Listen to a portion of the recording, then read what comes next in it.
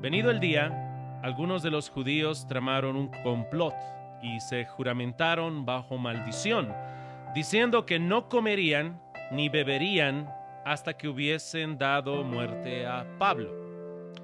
Como introducción, hermanos, quisiera que podamos leer este pasaje juntos y puedo tal vez darles un poco de guía en todo lo que nos está mostrando el Señor.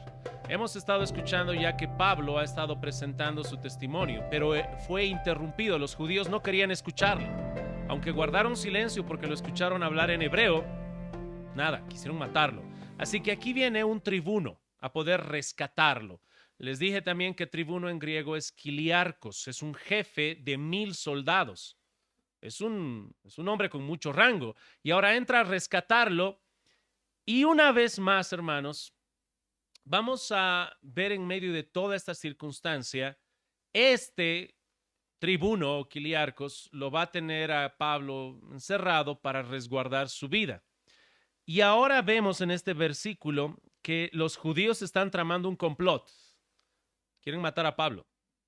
Y dice la palabra de Dios que juramentaron bajo maldición, que tenían que matarlo y no iban a consumir ningún alimento. Es un ayuno muy impío, ¿está bien? Es un ayuno perverso, pero ellos están determinados a cumplir su propósito. Ellos quieren matar a Pablo y dicen, muy bien, somos como 40, hay que organizarnos, hablemos con lo que son las autoridades judías, con el sacerdote, hay que matarlo, hemos juramentado, nadie va a comer. Ahora, para meter un poco de presión, la pregunta que tengo para ti es, ¿cuánto tiempo una persona puede estar sin comer? Bueno, uno diría, pastor, una persona, según registros históricos, podría estar una semana, 2 semanas, sin comer, sí, 3, 4, 5 semanas. Quizá un poco más alguien muy entrenado, pero sin beber nada. Eso acelera más las cosas, hermanos. Sin beber ni siquiera agua, 2 días. Era una determinación total que tenían estos hombres, muy perversos, obviamente. Verso número 13. Eran más de 40 los que habían hecho esta conjuración. Era un grupo grande. Y tenemos todavía el verso 14, los cuales fueron a los principales sacerdotes, a los ancianos, y dijeron, nosotros hemos juramentado bajo maldición no gustar nada hasta que hayamos dado muerte a Pablo. Ahora pues, dice la Escritura, vosotros con el concilio requerid al tribuno que traiga mañana entre vosotros como que queréis indagar alguna cosa más cierta acerca de él, y nosotros estaremos listos para matarle antes que llegue. Tenemos ahora el concilio de los judíos. Es todo un trabajo muy, a ver, seamos honestos, 40 personas organizadas para dar muerte a Pablo. Ahora están tan bien organizadas que no es solamente una pasión, o sea, no solo un enojo, están determinados. Fueron a hablar con las autoridades. Aquí se menciona el concilio, el sacerdote. Este concilio y este sacerdote van a pedir al tribuno, al Kiliarcos, que mande a Pablo porque supuestamente quieren juzgarlo, justamente, examinarlo. Pero todo esto es un plan porque quieren matarlo en el camino.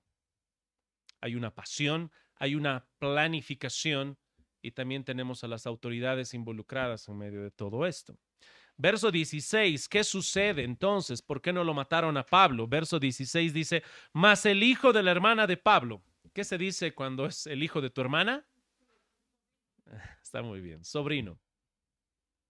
La gran pregunta que tengo para ti, que vayas pensando mientras leemos, es ¿qué edad tenía este sobrino? ¿Cuántos años crees que tenía? No me respondas, pero vamos leyendo y tú me dices. Mas el hijo de la hermana de Pablo, oyendo hablar de la celada, fue y entró en la fortaleza y dio aviso a Pablo. Pablo, llamando a uno de los centuriones, dijo, lleva a este joven ante el tribuno porque tiene cierto aviso que darle. Él entonces tomándole le llevó al tribuno y dijo, el preso Pablo me llamó y me rogó que trajese ante ti a este joven que tiene algo que hablarte. El tribuno, tomándole de la mano y retirándose aparte, le preguntó, ¿qué es lo que tienes que decirme? Él le dijo, los judíos han convenido en rogarte que mañana lleves a Pablo ante el concilio, como que van a inquirir alguna cosa más cierta acerca de él. Pero tú no les hagas caso, porque más de 40 hombres de ellos le acechan, los cuales se han juramentado bajo maldición a no comer ni beber hasta que le hayan dado muerte, y ahora están listos esperando tu promesa. Entonces el tribuno despidió al joven, mandándole que a nadie dijese que le había dado aviso de esto. Volvemos. ¿Cuántos años crees que tenía? Tal vez podríamos entrar en conjeturas, pero uno de los aspectos muy importantes para tomar en cuenta es la gramática, pero aparte también es muy importante la narrativa, ya que dice que el tribuno le toma de la mano y lo lleva. Y según bastantes eruditos mencionan que esta costumbre de tomarle de la mano y llevarlo solamente podía hacerse si era un muchacho pequeño. O sea, no era un hombre de 22 años. Aunque se va a referir a él con ciertas palabras de joven genuinamente, que podría involucrar 19 años. Pero recordemos que es un muchacho que tal vez lo podrías tratar como un hombre porque está siendo muy valiente. Acaba de enterarse de todo esto y este muchachito va y tiene que dar el aviso a su tío. Y el tío le dice, no solamente le dice, muy bien, gracias por tu anuncio, y ahora Pablo va delante del Quiliarcos y le dice, querido tribuno, tengo un anuncio. No, le dice él mismo a este muchachito, díselo al tribuno. Este muchacho tiene que ahora no solamente ir a la cárcel, decir a su tío, tiene que decir este testimonio también delante del tribuno. Y como lo has podido leer, creo que fue muy claro, ¿no? Incluso hasta uno puede sentir la voz de este muchacho al decir, los judíos te van a pedir a Pablo, pero ¿sabes qué? Tú no les hagas caso porque ellos quieren matarlo. Él lo hace con todo de nuevo. Cumple el trabajo para el cual Dios lo puso allí. No fue ninguna coincidencia. Dios puso al sobrino de Pablo allí y él hizo lo que debía hacer. Un muchachito, logró empezar a mover una máquina que Dios usó en su providencia para salvar a Pablo. Si vas a prestar atención más adelante, ¿sabes cuántos hombres se requirió para salvar a Pablo de esta celada o de esta trampa? 200 de caballería, 200 lanceros, 70 jinetes, 2 centuriones, un tribuno o quiliarcos, jefe de 1000, y tenían que enviarlo al gobernador, que según la palabra griega que se usa allí y según la historia, ese gobernador normalmente era un general de una legión que se establecía para gobernar una región. Y todo eso funcionó gracias a que Dios usó en su providencia a un pequeñito, a un muchacho. No menospreciemos nunca, hermanos. En la parte de atrás tenemos niños que están siendo entrenados, que Dios en su gran providencia puede usar a cualquiera de ellos, así como nos usa a nosotros. Avancemos. Presten atención en todo lo que se ha requerido para salvar a Pablo de esta celada. Llamando, dice, el Quiliarcos o el que está encargado ahora, dice, sí, el Quiliarcos, el tribuno, y llamando a 2 centuriones, mandó que preparasen para la hora tercera de la noche. Estamos tomando hora tercera, 6 de la tarde empieza la noche para ellos, la hora tercera sería 9 de la noche para nosotros. A la hora tercera, 200 soldados, 70 jinetes y 200 lanceros para que fuesen hasta Cesarea y que preparasen cabalgaduras en que poniendo a Pablo le llevasen en salvo a Félix el gobernador. Y escribió una carta en estos términos. Claudio Lisias, este es, hermanos, el tribuno o el quiliarcos, el jefe de 1000. Claudio Lisias, al excelentísimo gobernador Félix, salud.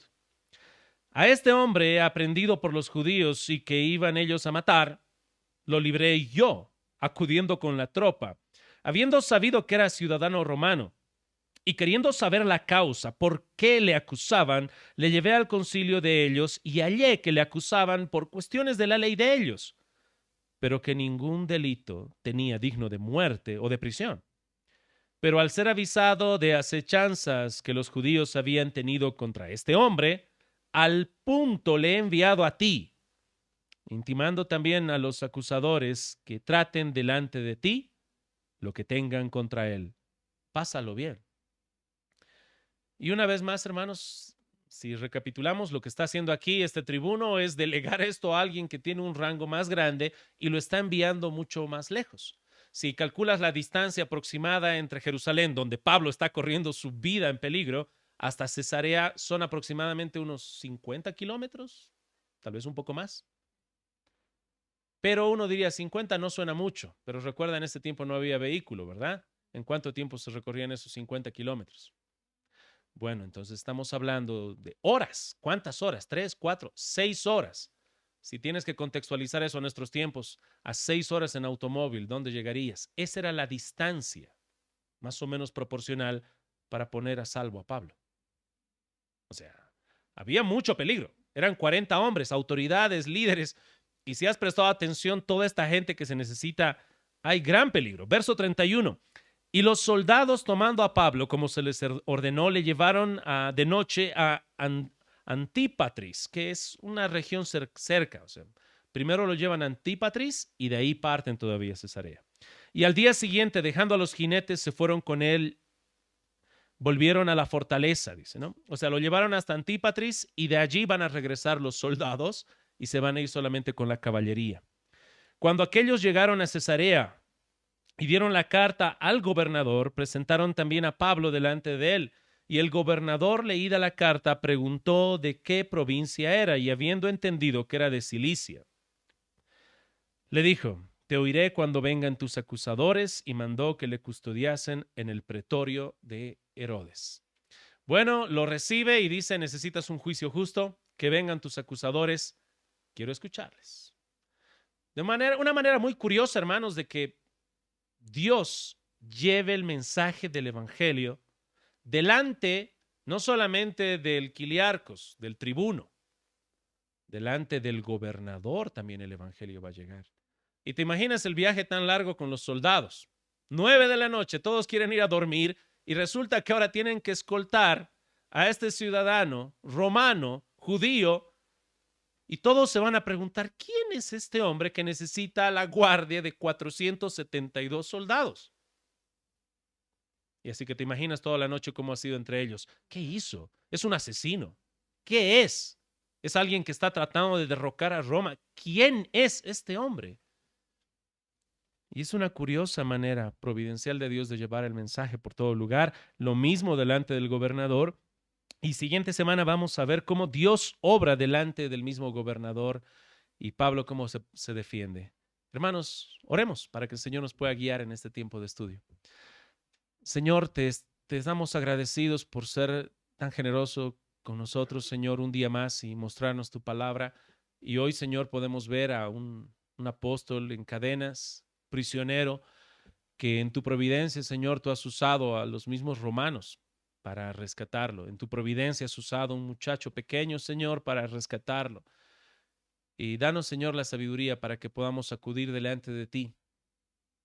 Imitar, Señor, a Pablo, cómo él perseveró en medio de las dificultades y aflicciones como mensajero tuyo. Cómo también Pablo seguía el ejemplo de Cristo. Padecer juicio tras juicio, predicando con todo denuedo. Ayúdanos a entender, Señor, de dónde sacaba él las fuerzas para perseverar en medio de tantas dificultades y que nosotros tengamos, Señor, esa misma motivación que es tu gloria. Oramos en nombre de Cristo. Amén y amén. Bien, hermanos, el día de ayer estaba con mis hijos en un concurso de equitación y resulta que hubo muchas cosas buenas. O sea, ves a los caballos todos musculosos, grandes y fuertes. Mi padre, por si acaso, él tiene parientes en Aiquile que tienen muchos caballos. Pero cuando estaba en este concurso de equitación, él veía a los caballos más grandes y más fuertes y decía: no, estos caballos los han importado de algún lugar, son muy grandes, son muy fuertes. Y estaba él con una carita de antojo diciendo: ay, ya quisiera. Yo le dije: tal vez podemos buscar en un futuro un buen caballito y te llevas a Iquile. Y de repente, esperando el concurso de mi hija que tenía que realizar un concurso de saltar a caballo, salió un caballo rebelde, montado por un niño. El niño mandó que el caballo salte, tenía que guiarlo. El caballo se rehusó y después el caballo empezó a correr y el niño saltó del caballo. O sea, yo lo vi, se lanzó fuera. Y el caballo estaba como loco, parecía más un toro que un caballo, y estaba molesto, estaba buscando por dónde salir. Fue corriendo hasta el otro extremo. Mientras tanto, el niño estaba ahí, creo que fue su madre quien fue a recoger a su hijo del suelo, y fue el entrenador. El caballo desde el otro extremo empezó a correr a toda velocidad como para embestirlos. Parecía un toro. Y ahí fue donde el instructor tuvo que ponerse firme.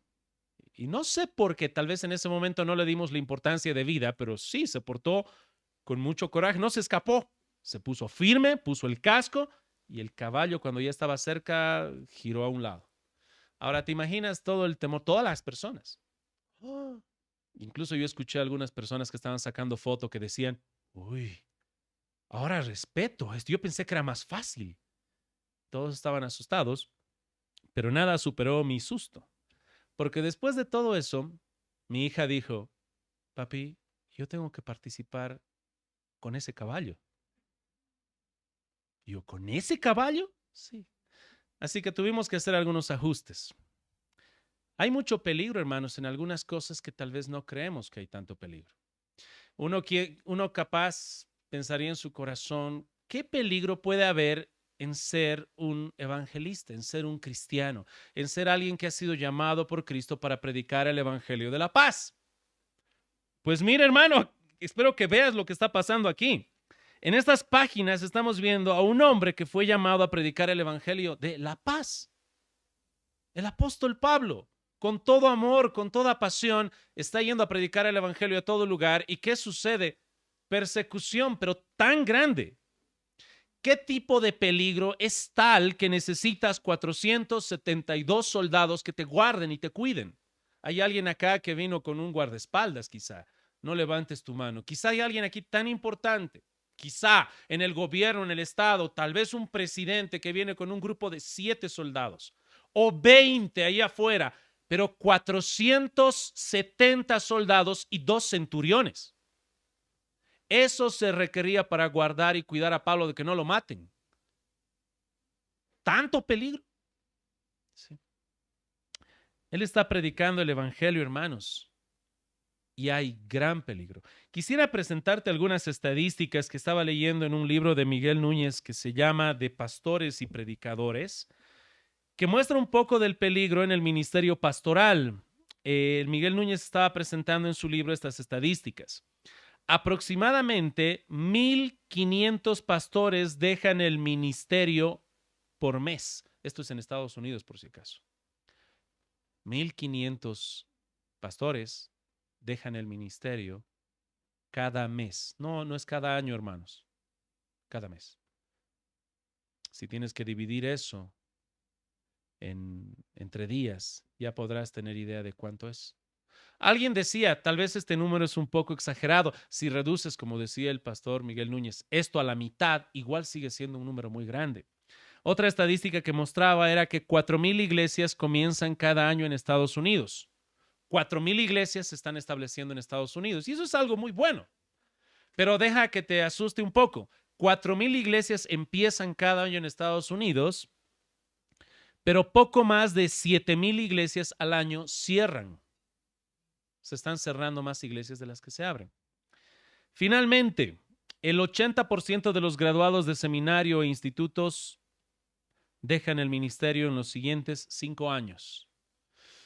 Estos son números que tal vez no llegan a tocar nuestro corazón y a hacernos ver bien lo que sucede. Es como cuando vas al estadio, hay 35,000 personas, ya, es una cosa. Pero otra cosa es cuando estás tú allí con 35,000 personas y piensas que el estadio se va a caer cuando empiezan a saltar y las graderías se agitan como una hamaca. De la misma manera, hermanos, yo estuve en Instituto Bíblico en Argentina y ahí tienes más de 100 alumnos y que el profesor nos diga de manera clara, de aquí a 3, a 4, a 5 años, el 80% de ustedes no va a estar más. Ni siquiera en ministerio, ni siquiera en la iglesia. Y entre todos nos miramos, ¿será? ¿Esto es cierto? Eso es cierto. Ahora a través de estas estadísticas vemos esto. Pues delante de mí, yo no tengo estudiantes de instituto bíblico, tengo cristianos. La pregunta es, ¿qué estadística puede mostrarnos la realidad que espera en nuestras iglesias? Hay un gran peligro. Pablo está viendo ese peligro, pero él permanece firme. La gran pregunta es, ¿qué hizo? ¿Qué sucedió para que Pablo pueda estar firme? Y eso es lo que nos interesa a nosotros para que estemos firmes para el Señor. Porque yo sé que si ustedes han nacido de nuevo, Cristo ha puesto en su corazón de ustedes el Espíritu Santo, son templo del Espíritu Santo, van a perseverar. Pero esa perseveración viene de una correcta motivación, una verdadera motivación, más grande que la vida misma. Esa motivación es la gloria de Dios. Ustedes saben, hemos dicho a los niños también en su catequismo o cuando hablamos a los niños mostrándoles lo que son las preguntas que nos enseñan en el catecismo menor. ¿Cuál es el propósito del hombre? ¿Recuerdas? Bueno, deja que te recuerda. Glorificar a Dios y gozarnos en Él. Esa es la razón por la cual Pablo está firme, hermanos. No está yendo a salvar su vida, está yendo por la gloria de Dios. Y puede glorificar a Dios en la cárcel o en una casa bien cómodo, en cualquier lugar. Y es así como vamos a ver, hermanos, a Pablo. Quisiera que ahora presten atención en lo que sucede. Miren, hermanos, la gran dificultad a la cual se enfrenta Pablo. Como les dije, ¿cuántos soldados se requería para salvar a Pablo de este gran peligro? 470 y dos centuriones. Y recuerdan también el tribuno, ¿cómo se dice en griego? Kiliarcos. Kiliarcos, si lo divides de kilo, por eso son 1000 soldados él tenía a cargo. Y él tiene que acudir y mandar a Pablo, ¿dónde? ¿Delante de quién? Del gobernador. Y el gobernador, según usaban los romanos, él también era alguien que gobernaba o guiaba lo que es una legión. Estamos hablando de cosas muy grandes. Todo eso se requería para que puedan salvar a Pablo. Ahora, quiero que veas un poco en el capítulo 23 lo que se nos está diciendo. Verso 12. Venido el día, algunos de los judíos tramaron un complot y se juramentaron bajo maldición, diciendo que no comerían ni beberían hasta que hubiesen dado muerte a Pablo. No solamente el número que se requería, sino también ahora que no podían comer ni beber nada. Ya les dije, ¿no? ¿Cuánto tiempo puede estar alguien sin comer? La desesperación que puede provocar. Pero sin beber nada también. Esto era algo extra que hacía muy apremiante. Ellos querían matarlo sí o sí. Toda motivación posible. No vamos a comer ni beber nada. Hermanos, es un peligro muy grande al cual se enfrenta. ¿Qué hizo entonces Pablo? Quisiera que vean lo que nos está diciendo Pedro. Primera de Pedro, capítulo 4.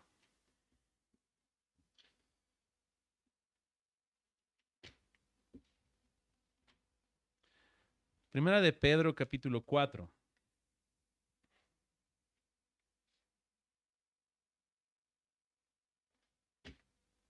Verso 1. Por si acaso esta carta que está escribiendo Pedro la está escribiendo en un contexto donde hay persecución. Como te dije la semana pasada, si tuviera que hablarte un poco de Nerón, tendría que pedir a los niños que tal vez no estén aquí, porque las cosas que hizo él son cosas muy perversas, muy demasiado, exceden la imaginación más asquerosa. Y hay persecución y Pedro va a estar guiándoles a que lleven vidas piadosas. Si tienen que padecer como cristianos, pues tienen que hacerlo. Y dice así en el capítulo 4, verso 1. Puesto que Cristo ha padecido por nosotros en la carne, vosotros también armaos del mismo pensamiento. Pues quien ha padecido en la carne terminó con el pecado. Pedro aquí les va a estar animando a que ellos puedan padecer, sufrir, y no solamente su ánimo viene de una manera tierna, sino que está utilizando un lenguaje militar. Cuando vemos ahí al medio del versículo dice, vosotros también armaos del mismo pensamiento. Esa palabra que se está usando en griego, hermanos, no tengo que retraducirla. Genuinamente es armarse. Es que podamos tomar armas de milicia, pero nuestra milicia no es física, con balas y con espadas, es espiritual. Así que el cristiano debe armarse de este pensamiento que tuvo Cristo. Padeciendo en la cruz, Él logró derrotar al enemigo más grande que nosotros teníamos. Nadie podía hacer nada. Ningún solo hombre, ni el más perfecto que podríamos creer nosotros, podía contra el pecado. Pero Cristo Jesús, al padecer en la cruz, logró derrotar el enemigo más grande que teníamos, el pecado y la muerte. Y ahora está diciendo, armaos de ese mismo pensamiento, que Cristo padeció y mira lo que logró. Hermanos, a través de nuestro padecer, Dios también obra. Y ese es el pensamiento que estaba teniendo Pablo, que espero que tú y yo podamos tener. Ahora, quiero ser práctico, hermanos, y contrastarlos con lo que nos ofrece la sociedad. Dime tú, hermanos, ¿qué nos enseña la sociedad? ¿Nos enseña a padecer o nos enseña a huir del sufrimiento? Ok, nos enseña a huir. Por eso hay tantas iglesias llenas de la prosperidad que te prometen, si tú vienes a la iglesia y sirves a Dios, Dios te va a dar más. Te van a enseñar, si tú te ocupas de las cosas de Dios, Dios se va a ocupar de ti. Pero te das cuenta cuán egoísta es eso. Todo termina en ti. Ocúpate de las cosas de Dios y Dios se ocupa de ti. Sé el empleado de Dios y Dios será tu empleado. Te enseñan la autorrealización que tú en la vida tienes que llegar a ser feliz, como si fuera tu máximo objetivo que te autorrealices. Es por eso también que los movimientos feministas recomiendan a las mujeres que no tengan hijos, para que se autorrealicen primero. Pero ¿qué estás viendo ahora con Pablo? Pablo está siendo acusado por los judíos. Después de toda esa su carrera que tenía, él está siendo acusado. Él no está buscando la autorrealización, él está buscando la gloria ¿de quién? De Dios. Y a través del sufrimiento, Dios también usa ese sufrimiento para su gloria. Creo, hermanos, que si vemos a través de la historia, hay muchas cosas que nos pueden impresionar. Resulta que cuando los cristianos estaban siendo ejecutados y perseguidos y asesinados, era cuando más crecían. Y eso es un poco incómodo. En el mismo Imperio Romano se sorprendía de eso. ¿Por qué es que los cristianos se multiplican más? Los estamos persiguiendo. Los estamos matando. Si tú no confiesas a César como Señor o como Dios, es la muerte. Y tú ves madres que están dispuestas a morir y están muy tristes por sus hijos, pero les encomiendan que no nieguen a Cristo. Y se están reproduciendo más los cristianos. Y según lo que tenemos registro en la historia, lo curioso es de que los romanos, cuando estaban allí en su teatro de muerte viendo morir a los cristianos, lo más impresionante es de que no maldecían, estaban muriendo y no maldecían, morían abrazados, llorando. Había muchos tipos de manera de ejecución. Creo que el que más a mí me dejó impactado era cuando ponían en su ropa pieles y carnes y luego los soltaban en medio del coliseo y soltaban animales o bestias salvajes, lobos y demás, para que los despedacen. Y cuando todos iban a ver ese espectáculo, se encontraban con un cuadro diferente. No era maldición, no era insultos, no era de que luchaban por llevarse a alguien mientras morían, era orar abrazados y morir. Y Dios usaba incluso eso para crecer y expandir su reino. Es así como tú y yo tenemos el Evangelio. Somos fruto de eso. Y lo que está haciendo Pablo es esto, hermanos. Miren que no es su autorrealización, su propósito final desde siempre fue la gloria de Dios. Quiero que vean, hermanos, Hechos capítulo 9. Por si acaso se nos está olvidando cómo empezó esta carrera Pablo.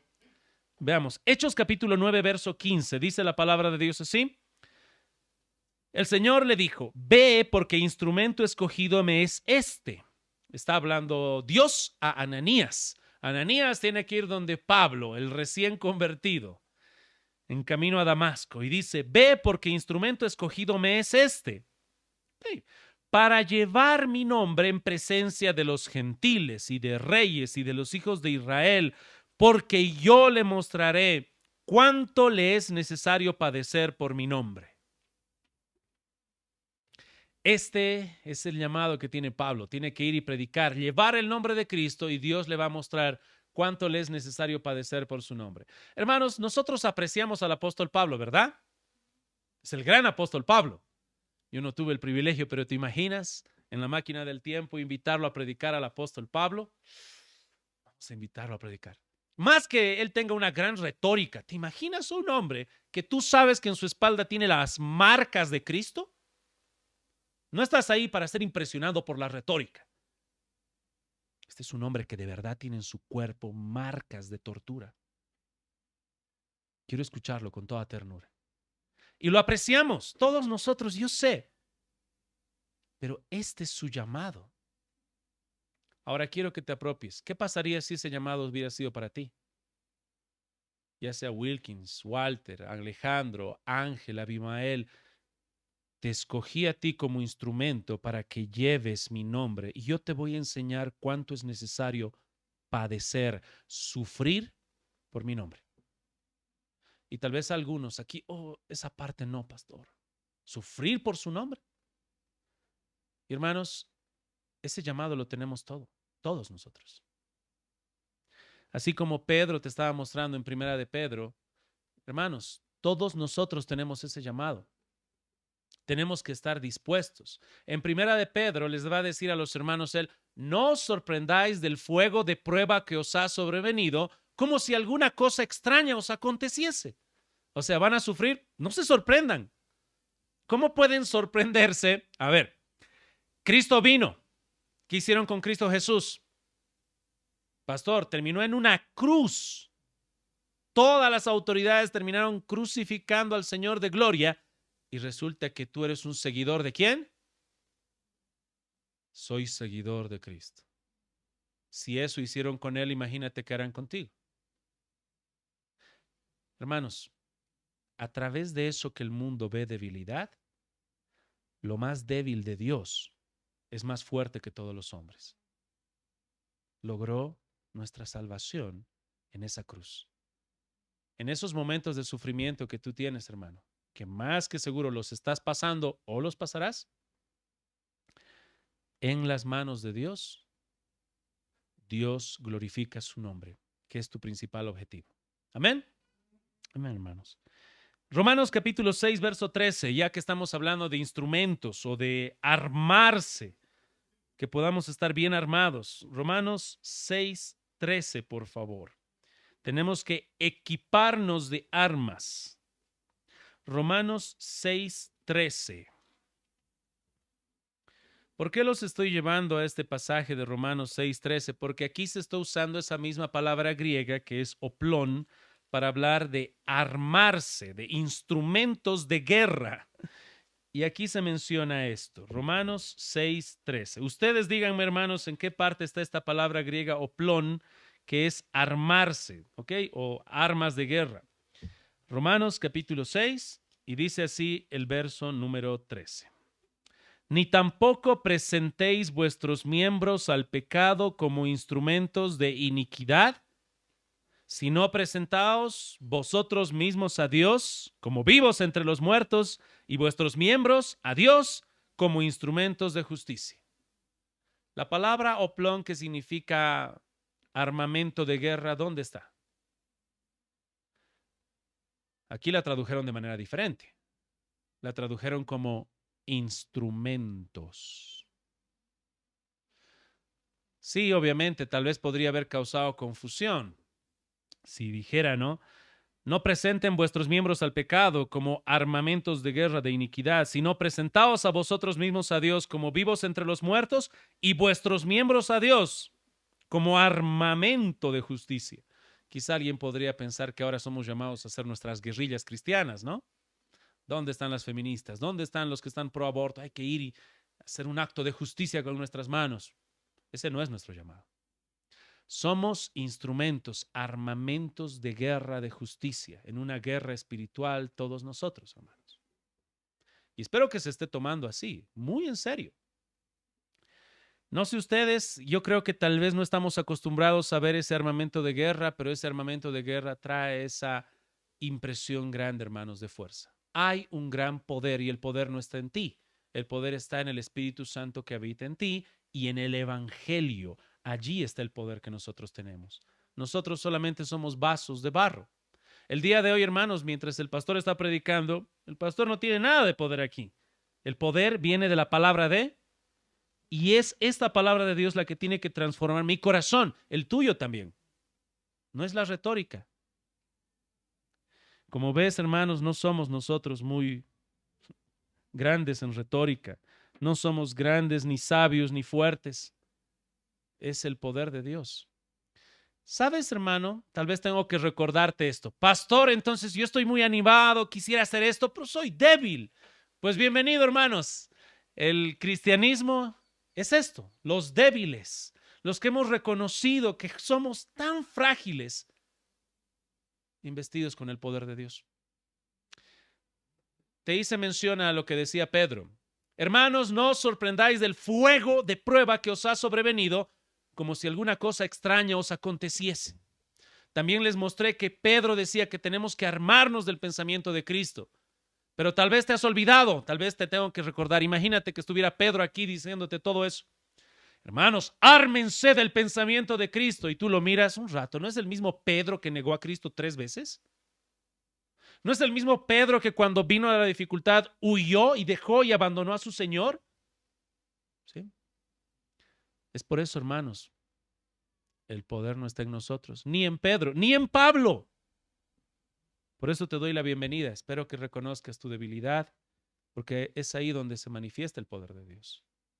Somos frágiles. Puedes salir el día de hoy animado, motivado, como Pablo voy a salir, y va a venir una pésima noticia en la semana, como suelen venir. Y luego desmoronado, triste, deprimido. Tal vez no te di las estadísticas, cuántos pastores hay deprimidos, son muchísimos. Pero hermanos, una vez más, recordando todo esto, es el poder de Dios en nosotros. Y ese poder solamente viene cuando tú tienes el objetivo de glorificar su santo nombre, que es lo que está haciendo Pablo. Quisiera que veamos algunos aspectos prácticos, hermanos. Mira, yo le llamé el perverso ejemplo, así es como le llamé, porque quiero poner delante de ti a estos hombres perversos que, como te leí ahora, ¿no? En este contexto de Romanos, no pongan sus cuerpos como instrumentos de iniquidad como antes, sino presentados como vivos entre los muertos y sus cuerpos como instrumentos de justicia. Ahora mira, hermano, cómo está haciendo el mundo, cómo están haciendo los enemigos de Dios. Cuando leemos Hechos capítulo 23, hay pasión por parte de estos hombres perversos, ¿sí o no? Hay un ayuno. La gran pregunta que tengo para ti es: ¿cuándo fue la última vez que ayunaste? Los perversos están ayunando para sus cosas perversas. ¿Y tú? Los perversos tenían pasión por su maldad. Y la pregunta es: ¿está tu pasión por la maldad? Cuando viniste acá a la iglesia, ¿cómo viniste? Animado, motivado, muy contento, porque te garantizo que cuando yo paso sábado, viernes en la noche por la América y hay toda una trancadera a esos jóvenes que están en camino de perdición, entre los cuales yo también estaba en su tiempo, saliendo quizá a alguna que otra fiesta, no van con caras largas, van muy alegres, muy felices. ¿Cómo está tu gozo y alegría? Espero que bien. Los estás viendo apasionados, los estás viendo ayunando, los ves trabajando en equipo. Son 40 personas que están aquí unidas que te garantizo que tenían diferencias entre todos. Es más, si tú ves lo que es el concilio judío o el Sanedrín, estaba compuesto de fariseos y de saduceos, diferencias doctrinales grandes, pero ahora todos están unidos. ¡Wow! Dejaron sus diferencias personales y doctrinales con una motivación asquerosa. ¿Cómo estás tú? ¿En ejecutar los propósitos de Dios unido? Trabajando en equipo también, espero, como ellos están dando un ejemplo. Hermanos, en muchas cosas los malignos nos dan un ejemplo hasta cierta parte, como debemos ser nosotros también. ¿Recuerdas, hermano? Déjame que te ilustre esto primero. Cuando Jesús estaba muy molesto en Mateo 23 y estaba llamando a los fariseos y a los escribas, ¿qué les decía? Escribas y fariseos, hipócritas. Fue una reprensión muy dura, pero en esa represión dura, hermanos, nosotros vemos un ejemplo que daban ellos, hasta cierto punto.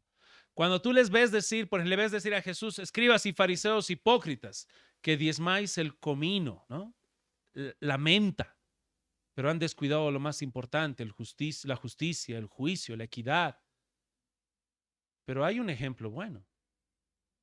Están diezmando, están ofrendando, están siendo cuidadosos, que es algo bueno, pero se están pervirtiendo en otras áreas. Jesús les dice, ay de vosotros escribas y fariseos hipócritas, ¿no? Que recorréis mar y tierra para ser un prosélito y lo hacen 2 veces más hijo del infierno que ustedes, pero están viajando. Mar y tierra. Tú y yo estamos viajando mar y tierra por hacer un discípulo. Ellos sí.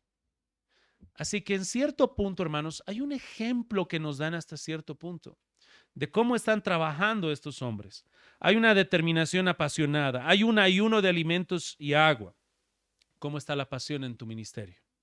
Hay una determinación, pero también hay una planificación. No es un trabajo a lo loco. Ellos están planificando cómo matar a Pablo. Un trabajo en equipo que requiere autoridades, requiere personas. ¿Cómo estás tú? ¿Como llanero solitario? Espero que no, porque Dios nos ha llamado para vivir en la iglesia, en como la comunión de los santos. Así es como Dios nos ha llamado. No, pastor, es que hay hermano que me desanima.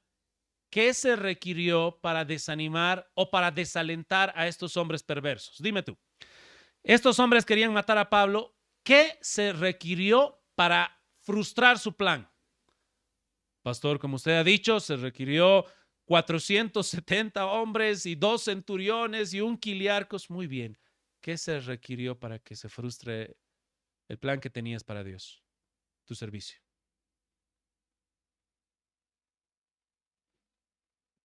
200 hombres, 500. ¿Qué frustró esos planes? Y yo sé que va a haber razones, pero jamás van a ser lo suficientemente grandes para que tú pospongas el llamado de Dios para tu vida, la vocación que tú y yo tenemos, que es predicar el evangelio, hacer discípulos. Y yo, hermanos, a veces hay momentos difíciles, somos hermanos, pecamos entre nosotros, debemos perdonarnos entre nosotros. Pero ahí está, hermanos, lo más hermoso de la iglesia, que es recibir el perdón de Dios y ahora otorgar el perdón entre hermanos. Alguna vez decía alguien, yo amo la iglesia, lo que no amo son las personas de la iglesia. Y lo curioso es eso, es cómo puedes decir eso, porque si amas a Dios, tienes que amar también a su iglesia. A ver, imaginémonos, nuestro hermano Jesús se casó hace poco, lo tenemos todavía como uno de los recién casados, y te presentan a alguien, hermano, tal vez en algún trabajo, y te dicen, Jesús, me caes re bien, pero no tolero a tu mujer. Un rato. La pregunta es, ¿cómo se llevará Jesús con él? Con alguien que le diga, no, me caíste re bien, a tu esposa no la aguanto, ni la puedo ver. ¡Ah! Bueno, pues con Dios es así. La iglesia es la esposa, es la novia del Cordero. Está en un proceso de santificación. Pero tenemos, hermanos, que amarnos y continuar. El ejemplo perverso que tienen estos hombres es que hasta cierto punto ellos muestran determinación. Obviamente, ya que Pablo al final fue rescatado, ¿tú crees que estos hombres ayunaron hasta morirse? No, pastor, al final tuvieron que tragarse su promesa y comer pan de amargura y tomar su agüita, porque si no se morían. Hermanos, ellos dan un ejemplo hasta cierto punto, pero el cristianismo avanza mucho más allá, como el de Pablo, motivado una vez más por las razones correctas, que es la gloria de Dios. Ya les leí, hermanos, Hechos capítulo 15, donde estuvimos hablando del llamado, Hechos capítulo 9, verso 15, hermanos, donde estaba el llamado que tenía Pablo. Quisiera que vayamos ahora casi para terminar, a Isaías capítulo 48, para que nos recuerde que el objetivo principal es la gloria de Dios. Isaías capítulo 48, verso 9.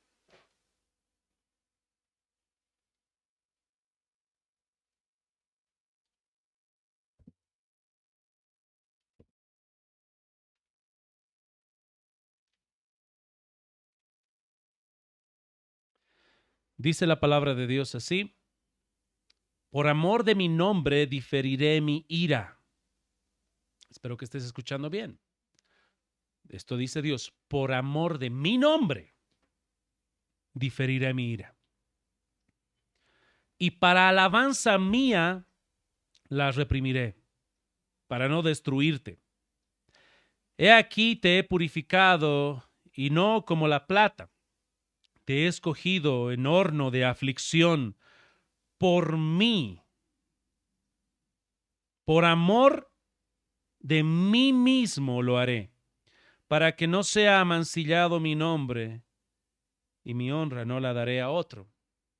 Te dije hace un momento atrás, ¿cuál es el propósito del hombre? Y como tú ya sabes, bien a través de la palabra de Dios, el propósito final del hombre es la gloria de...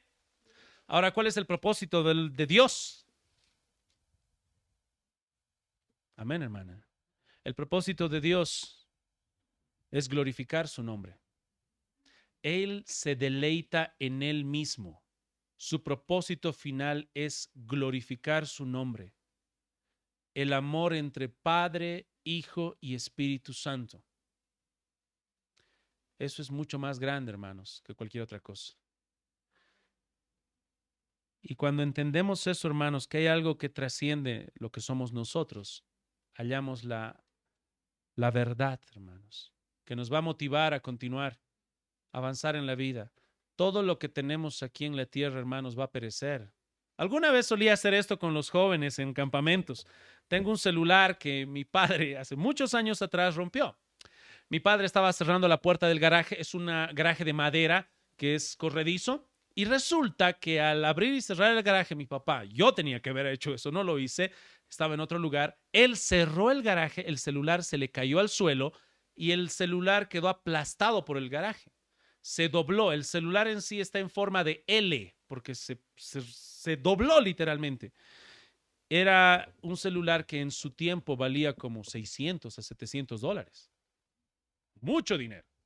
Para mi sorpresa, el celular partido en L seguía funcionando. Obviamente no lo puedes llevar a ningún lado, pero seguía funcionando. Hasta ahora lo tengo en mi casa. Y era para mostrarles a los jóvenes cómo todas las cosas pasan. Un celular pierde su valor. Si hace 6 años lo comprabas en $600, ahora ese celular vale, literalmente ese celular creo que debe estar ahora unos 350, 400 bolivianos, máximo. Las cosas pierden su valor. Todas las cosas. Todas las cosas se convertirán en tierra, polvo, ceniza. La gran pregunta es entonces, pastor, ¿nosotros? Pues resulta que nosotros también. No sé cuántos años tienes tú, pero de aquí a 50 años mi gran pregunta es ¿cuántos de nosotros estaremos aquí? Hermana, nos vamos a ver en el cielo y en la resurrección. Todos. Gran parte de todos los que estamos aquí. Y es así, hermanos, la vida. Es por eso que tenemos que ver la verdad de la Escritura, algo que trasciende el tiempo. El hombre, la gloria del hombre serán como flor que crece y se seca, pero la palabra de Dios permanece para... Amén, hermanos. Para terminar, hermanos, hablando de la gloria de Dios, que era el propósito máximo de Pablo, vamos una vez más a Primera de Pedro capítulo 4 y con esto vamos a estar terminando. Primera de Pedro capítulo 4. Ya que queremos glorificar el nombre de Dios, veamos algunas instrucciones aquí de cómo glorificar el nombre de Dios. Te voy a leer desde el final hasta el principio para que podamos ver lo que queremos mostrar. Primera de Pedro capítulo 4, y dice así la palabra de Dios en la parte final, que es el verso número 11. Si alguno habla, hable conforme a las palabras de Dios. Si alguno ministra, ministre conforme al poder que Dios da, para que en todo sea Dios glorificado por Jesucristo, a quien pertenecen la gloria, el imperio por todos los siglos de los siglos. Amén. Y como te estoy mostrando al final, el propósito es la gloria de Dios, en todo que sea glorificado. Ahora, glorificar no es solamente, es parte, cantar y alabar a Dios es parte de glorificar su nombre. Pero quiero que veas algunos aspectos claros de lo que es glorificar su nombre. Ya que estamos diciendo que el propósito final es la gloria de Dios, eso nos va a dar la fortaleza para que podamos perseverar. Mira desde el verso 7 cómo se describe a este hombre que glorifica a Dios. Mas el fin de todas las cosas se acerca. Sed pues sobrios y velar. Que no haya nada que te esté embriagando, ya sea alcohol, ya sea algún vicio, que no seas ni trabajólico, que no estés siendo gobernado por nada en tu vida. Que puedas velar en oración y ante todo tener entre vosotros ferviente. Es un amor que está... La palabra ferviente me gusta porque está ilustrando específicamente esto. ¿Qué hacen las cosas que están fervientes, hirviendo? Y todavía recuerdo, tal vez de niño, toda esta ciencia con las locomotoras a vapor, que este tipo de combustión puede lograr mover una maquinaria tan grande. Tal vez otro día vamos a ver cómo funcionan bueno, el tema de las plantas nucleares y cómo también cierta combustión puede provocar y traer energía. Pero hermanos, un ferviente amor. Vemos el ejemplo contrario con los que querían matar a Pablo, ¿no? Se organizan, están apasionados, tienen un ferviente corazón de odio. Pero aquí se nos manda, si vamos a glorificar a Dios, andar obviamente sobrios, velando, con un ferviente amor. Dice la palabra de Dios, el amor cubrirá multitud de pecados. Hospedaos los unos a los otros, sin murmuraciones. Hablando de hospedar, que podamos nosotros velar, techo, comida, ser hospitalarios, amar a los extraños, darles cobijo, abrigo. Y dice también ahí con advertencia, sin murmuraciones, porque a través de ese convivir puede venir murmuración. Así que aquí Pedro ya se está adelantando, mostrando todo esto. Cada uno, según el don que ha recibido, ministrelo a otros. Hermano, ¿qué don has recibido? Tienes que ministrarlo, administrarlo, ponerlo en uso. Eso es lo que tienes que hacer. Tengo que recordarles una vez más la ilustración de las madres. Cuando tienen a su bebé, está delante de ellos y tienen que darle pecho. ¿Qué pasa si una mamá tiene leche y no le da la leche a su hijo? Pastor, como usted ya nos ha dicho, puede llegar a un caso grave si la leche se retiene ahí, se puede echar a perder y se puede infectar y literalmente va a sacar pus de su leche. Bueno, de sus pechos en vez de sacar leche. Y esto es por no hacer aquello para lo cual fue diseñado, obviamente dar de lactar y el pecho. Esta falta de uso de sus dones, hermanos, va a traer conflictos entre nosotros, problemas, dificultades, chismes, peleas. Pero hermanos, aquí para glorificar a Dios se nos muestra andar sobrios, velando, en oración, con amor fraternal, hospedándonos unos a otros. Según el don que has recibido, tienes que ministrarlo a otros. Eso está haciendo Pablo. Como buenos administradores de la multiforme gracia de Dios. Es importante mencionar esta multiforme que también se puede traducir multicolor. Aquí el hermano tiene don de enseñanza, allá tiene el otro hermano don de enseñanza, pero es diferente su don de enseñanza. Es como cuando yo fui a Argentina a estudiar y recuerdo que fue una heladería artesanal. Por primera vez en Argentina, ahí me paro y le digo, deme chocolate. ¿Sabes lo que me dijo el que estaba ahí a cargo? Me miró todavía mirando hacia abajo. ¿Qué chocolate? Tengo 7 tipos de chocolate. Yo, 7 tipos. Nunca en mi vida vi que haya 7 tipos de chocolate. Hermanos, la multicolor gracia de Dios da a cada uno un don diferente, pero recuerda que es tu don, los otros dones que tienes, tu carácter, son muchas cosas que Dios ha formado en ti que los va a hacer diferentes. Y cada uno tiene que ministrar ese don dado por Dios en la iglesia. Todos nosotros, hermanos. Si alguno hable conforme a las palabras de Dios. Si alguno ministre conforme al poder que Dios da, para que en todo sea Dios glorificado por Jesucristo. Hermanos, espero que te estés ocupando constantemente en glorificar el nombre de Cristo, porque si lo haces, hermano, eso te va a fortalecer para que avances en medio de las dificultades que nos van a venir a todos. Pablo fue firme, estuvo fiel, porque él estaba ejercitándose en todo esto. El tema de glorificar a Dios, hermanos, en las aflicciones es parte. tenemos que glorificar a Dios en todo lugar. Y mientras lo hagamos, hermanos, así, vamos a poder clamar a Dios en medio de esas aflicciones y recibir esa fortaleza que también Pablo estuvo recibiendo. Hermanos, y una vez más, tengo que recordarte que el que está escribiendo todas estas cosas es Pedro, aquel que negó al Señor y que ahora te muestra que Dios transforma corazones. Y así como lo hizo en Pablo, como lo hizo en Pedro, lo puede hacer en ti, porque estamos siguiendo el ejemplo de Cristo, hermanos. Pongámonos en pie, oremos y damos al Señor su bendición.